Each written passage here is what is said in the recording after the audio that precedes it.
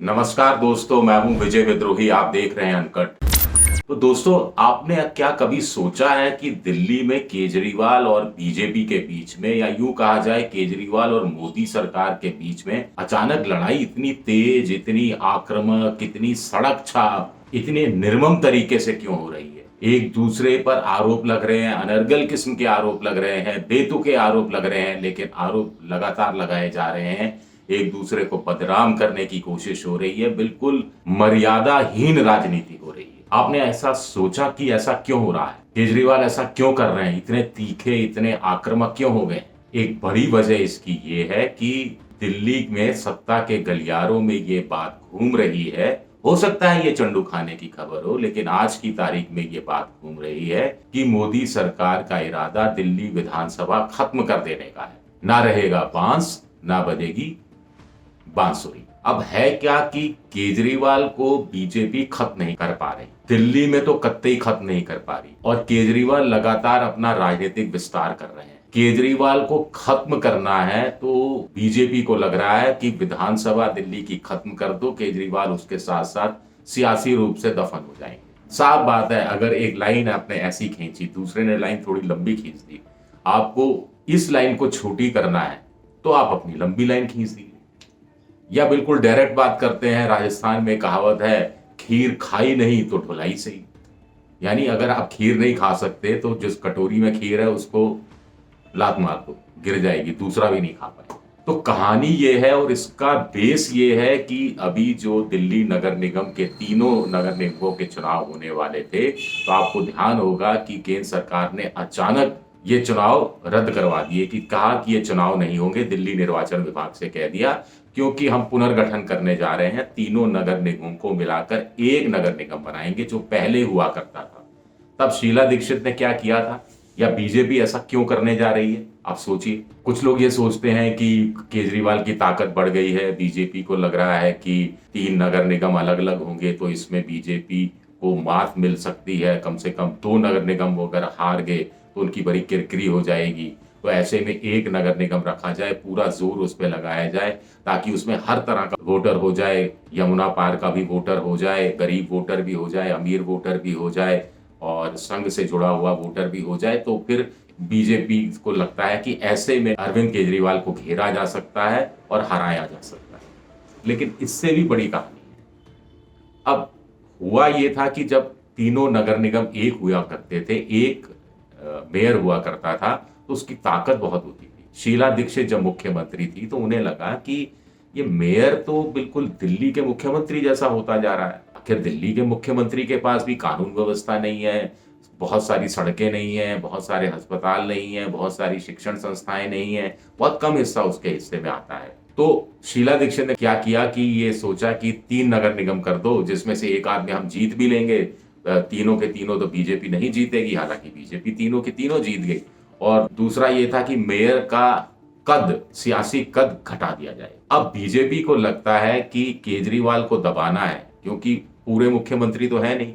कोई कह रहा है कि आधे मुख्यमंत्री हैं, कोई कह रहा है कि पौन मुख्यमंत्री हैं। आखिर एनडीएमसी अलग हो जाता है, लुटियंस जोन अलग हो जाता है, 3-3 नगर निगम अलग हो जाते हैं, बहुत सारे लफड़े हैं उसमें दिल्ली में। और सुप्रीम कोर्ट कह ही चुका है कि दिल्ली का जो किंग है वो एलजी होता है, एलजी चलाता है सरकार। तो बीजेपी को लगता है कि एक ने मेयर बना दिया जाए, और चुनाव जीत जाती है बीजेपी, जो उसको पूरी उम्मीद है कि वो जीत जाएगी। आखिर 17 साल से उसी का कब्जा है दिल्ली नगर निगम पर, तो 3 बार से लगातार कब्जा है।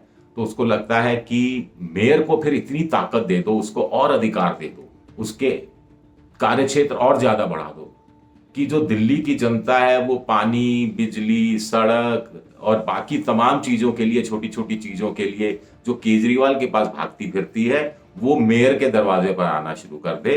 तो इससे केजरीवाल का सियासी कद घट जाए। पहला वार ये हो।